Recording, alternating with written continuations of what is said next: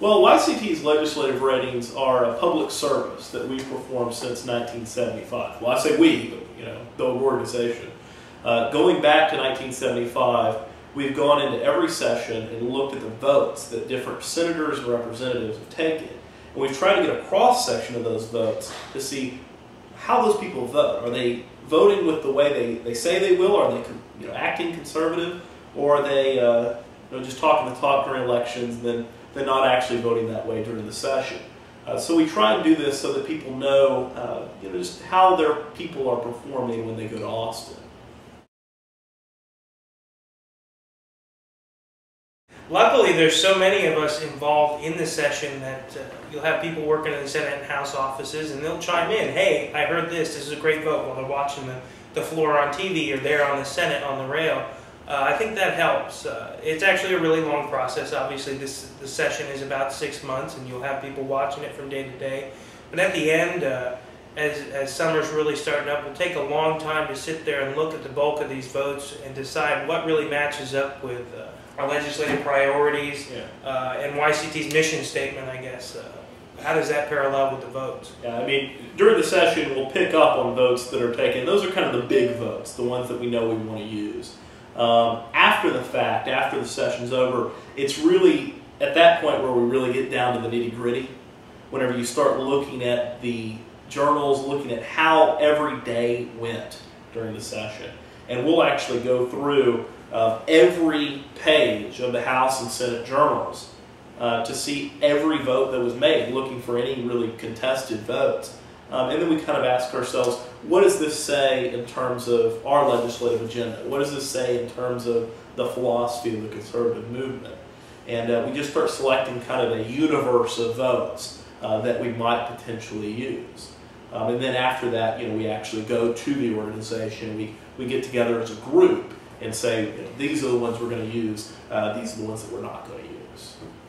And that's the important part, is there's chapters from all over the state come in and we debate these votes. You have people coming in who weren't involved in the session. You have people who come in who were directly involved in the session, and there's a whole slate of votes, sometimes hundreds, that have to get boiled down to just the amount that we want to use for ratings.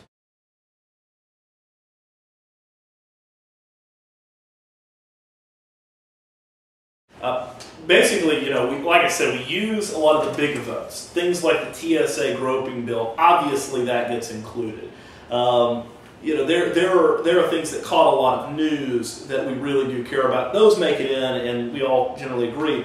But we like to catch a broad scope. I like to catch those little votes where a few people were paying attention. They realized this was a bad idea, and they voted no on it. And I like to reward those people for that. I just think it's right to reward those who kind of are vigilant enough to say this is a bad vote or this is a good vote. The one that we laughed the most about was one, I guess it was HB 2507, which sounds like a mundane bill. It would have made it illegal to install an irrigation system on someone's lawn without a license. Obviously not a top-flight bill, obviously not something that the press was talking about. But we started thinking about this one, and I think Tyler dubbed the phrase, we called it the sprinkler ninjas bill. As in, what is the need for this bill? What is the need for this vote? Are there a large amount of people coming in the dead of night and installing sprinkler systems on other people's lawns? Is this a problem plaguing the state of Texas? Are the sprinkler ninjas coming in and harassing people's lawns? Like, what is the need for this thing? And so we included that because it's a bit silly, and if it's silly, it doesn't need to be legislation. But there's actually a proper side of that is, they made exceptions to the bill, but if I were to go and install an irrigation system on my brother-in-law's lawn, I could go to jail. And I might have no idea that that's against the law. And I certainly don't understand the law.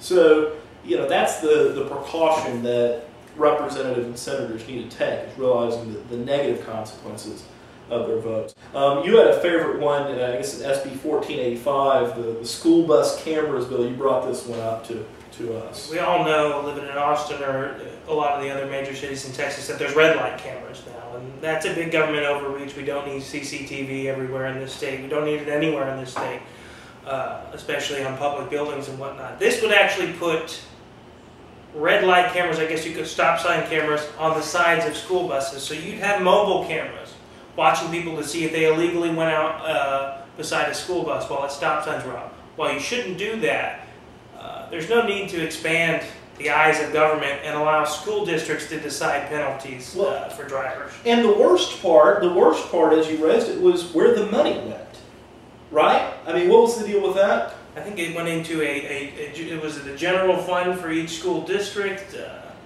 It was basically an education slush fund. Right. So there was going to be every incentive, as I recall, every incentive to bust everybody for this thing. It was just a total kind of... The funds were not at all going to be guaranteed towards increasing student safety, if that's a term you want to use. It could be used for anything.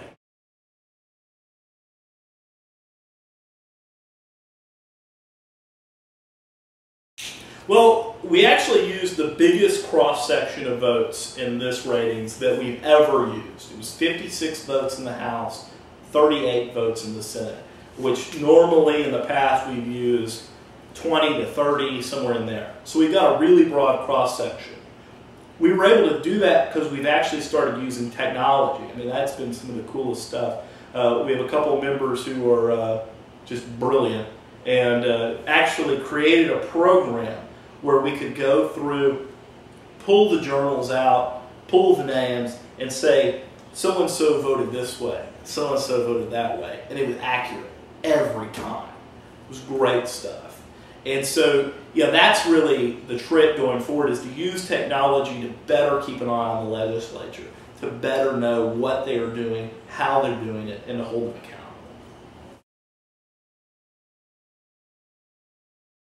Now, the first year was 1975. I think a lot of it really is pedigree. We've done it for a long time. And whenever we're going into it as a project, that kind of hangs over our shoulders. This is kind of the signature product of the organization. And so as I'm working on it, or as Tyler is working on it, or as others are working on it, we have that in our mind that we have to do a really good job because there's a lot of people who've come before us. So that's a big part of it. And I think because of that, people know the kind of work we put into it. This isn't a haphazard sort of thing. We put a lot of effort into getting the right votes, the ones that really tell the story, that paint the picture. But then kind of doing so much work that it isn't just us painting a picture, it's actually the picture. It tells us how people vote, who's most conservative, who isn't. It's really, I think, the most comprehensive ratings that anyone in the state of Texas does. I mean, you'll have certain interest groups or political organizations that'll focus on what they believe in, what their mission statement is, whereas YCT really is an all-encompassing conservative movement, and we really have a lot more depth, I think, than some other organizations would, and that's why they're so well respected. Yeah, I agree.